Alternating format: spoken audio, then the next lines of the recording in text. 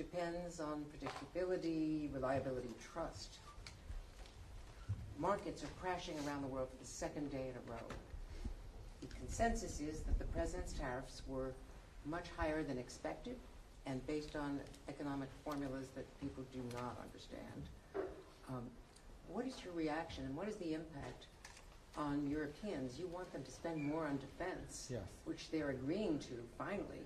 But how can they do that when their economies are crashing and they are now No, afraid to no, their economies are not crashing. But The they markets are. are reacting. No, their economies are not crashing. Their markets are reacting to a dramatic change in the global order in terms of trade.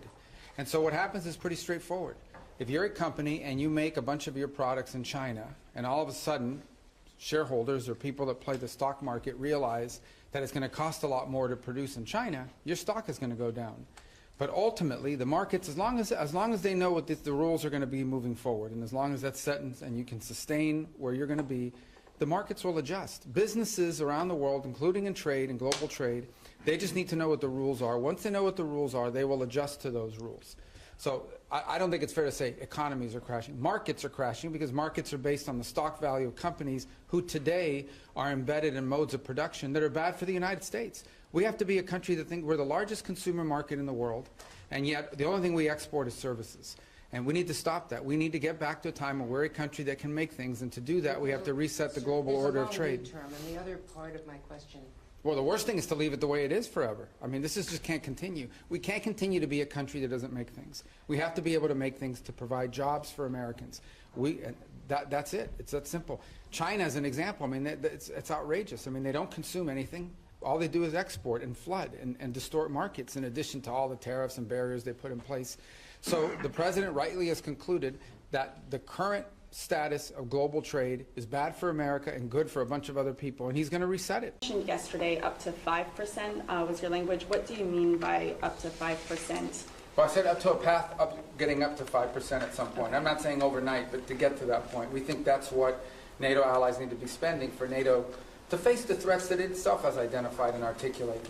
Here's the good news. The good news is everyone generally, with a couple exceptions, are spending more on defense today than they were 3, 4, 5 years ago. That's positive. That trend needs to continue. So the trend lines are good, but they need to continue. But this is not about spending. Okay? This is not about money necessarily. This is about capability. In order for NATO to be stronger, it needs partners that are stronger. Okay? The United States commits a lot to NATO and continues to. We are as involved in NATO today as we have ever been. And we intend to continue to be. But it has to be a real alliance. And that means that our alliance partners have to increase their own capabilities. So hopefully two things have led to that. The first is the war in Ukraine, I think, has woken up a lot of people on the continent about real threats and real war. And the other is, I think, the pressure and the statements of President Trump that have been pretty consistent about increasing their spending. So this whole trajectory of more defense spending began, I believe, back in 2017, 2018, under President Trump's first term. We want that trend to continue. And we're hoping when the leaders meet in The Hague that there'll be further and firmer commitments in that direction.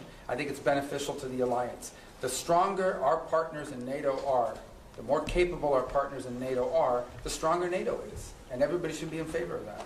And sorry, just to follow up, so will you try and get the official target as 5% rather than 2%, and will the U.S. commit to 5%? Sure, we're heading there now. I mean, we're going to have to spend more on national security because we have a global footprint. And that's the point that I think has been made and missed in a lot of places. Okay, the United States has Indo-Pacific alliance obligations as well that we've made. We are currently involved in opening up the Red Sea so that global shipping for everyone, including our European partners, can become possible again. We're engaged in counter-drug and counter-gang interdictions in the Western Hemisphere. There's obviously all sorts of issues going on in different parts of the world, including we're concerned about a resurgence of terrorist cells, whether it's in Africa or in the Middle East. So the U.S. has these global obligations, and we have China that's undergoing the largest, most expansive peacetime military expansion in history.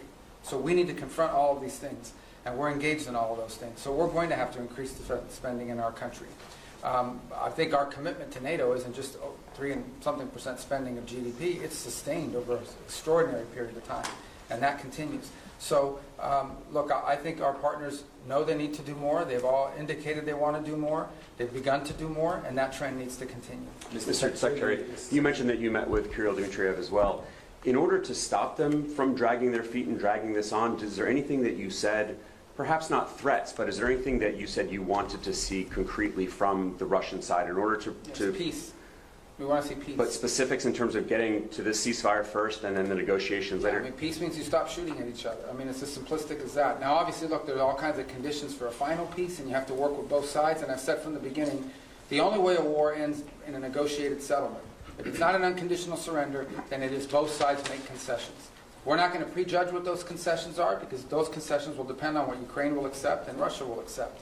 But we have to make concrete steps towards peace. What we're not interested in, and I'm not accusing them of this, I'm just telling you what we're not interested in is negotiations about negotiations. That we're not going to continue this forever.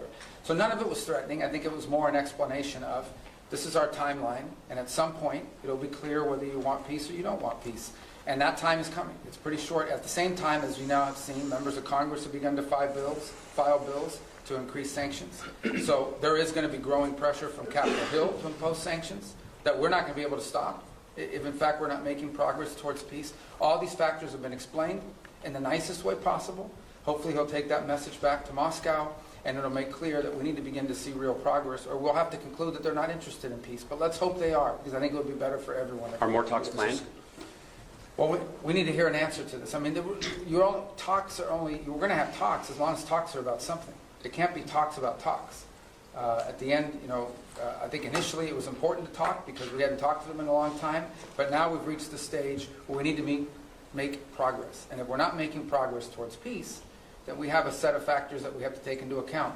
But hopefully we are going to make progress towards peace. I remain optimistic that we can. It'll be hard, it'll be difficult, but I'm optimistic that it can. Mr. Secretary, the Myanmar earthquake, I mean, normally in these kind of events you would have up to 200 Americans with sniffer dogs, special equipment, experts in their field, saving lives on the ground.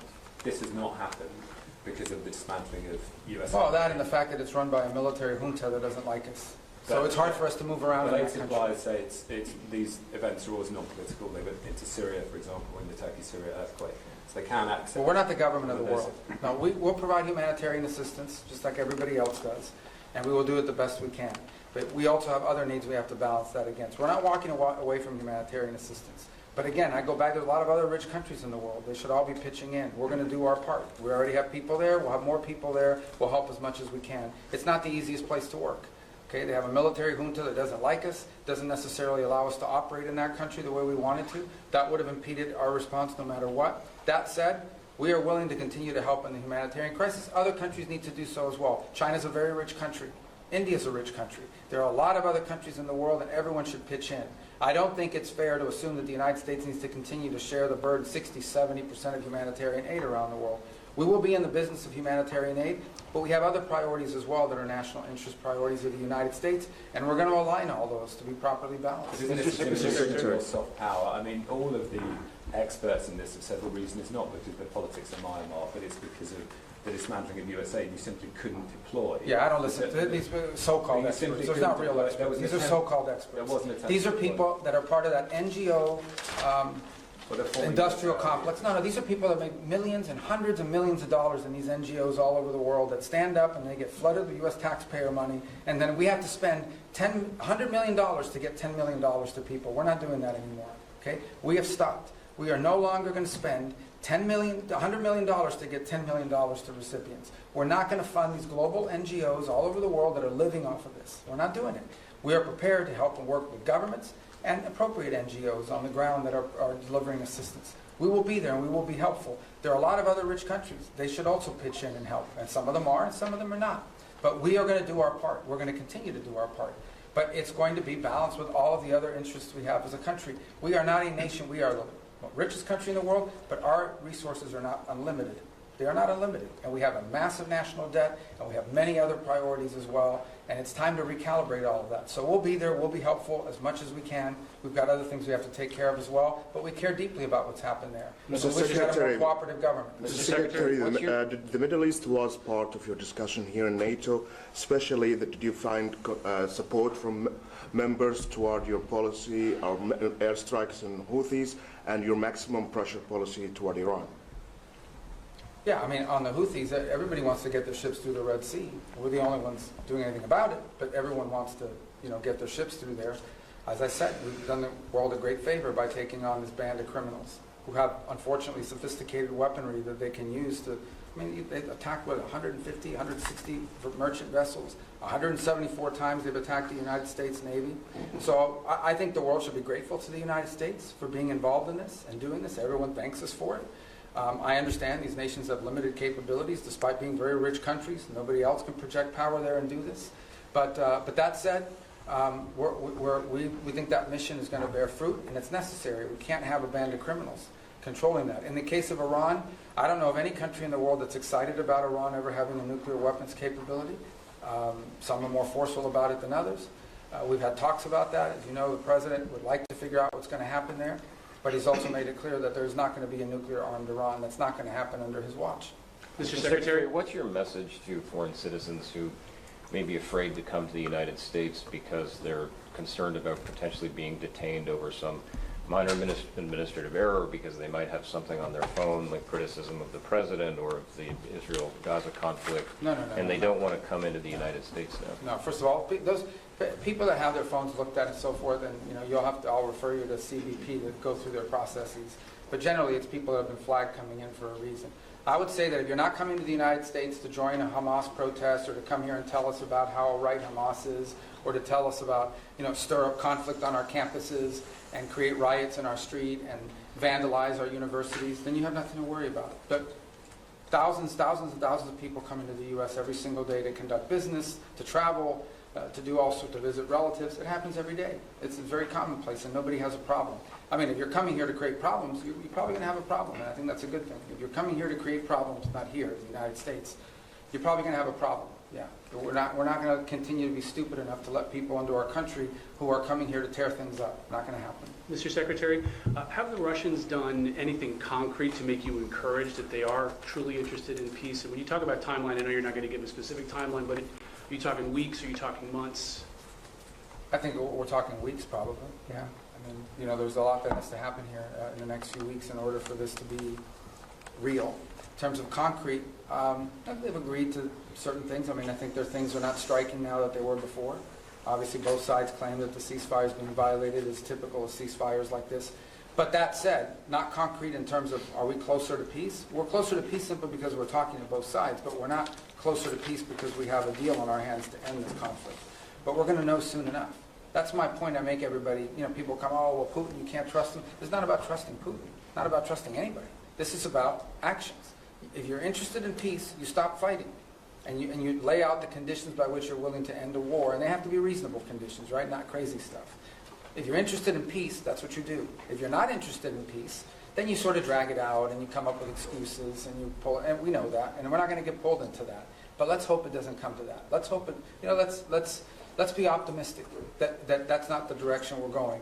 We're prepared if it is, but let's hope that we're not heading in the direction of this is just a delay tactic. All right, one more, then we wrap up. Don't you guys want to go home, the ones that can't? Your allies here and also Ukraine, they believe that Russia is actually preparing to launch another campaign, a military campaign, as soon as the winter season ends. Do you have any reason to doubt that?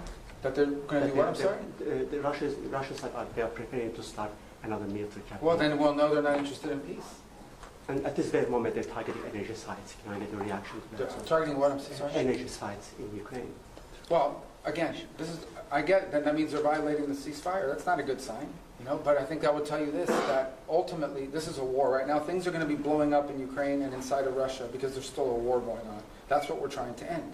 Okay, if we have a true ceasefire, which is what we wanted, a complete ceasefire, nothing should be blowing up. But the Russians didn't agree to that. They wanted a partial. And then obviously when you get into these partials, it's one of the reasons why we didn't push for a partial. We'll take it because it's better than nothing. But one of the reasons why we didn't push for a partial, because there's always disputes about what are you hitting and what you're not hitting. But in the end, this is still a war. And we want it to stop. The fact that religious sites are being hit, or energy sites are being hit, or civilian sites are being hit, that's why war is a bad thing. And that's why the president wants to end it. As far as them conducting another campaign, well, then that'll be a very clear sign. Right? If all of a sudden we wake up tomorrow and the Russians are launching a massive offensive, then I think that's a pretty clear sign they're not interested in peace. That hasn't happened yet. Let's hope it doesn't happen. We want to know whether they want to do peace or not. And if they do, then there's a way there, and we're willing to help. If they're not, then it's good to know early, so we can adjust our policies accordingly. All right, everybody, All thank right, you so much. thank you, guys.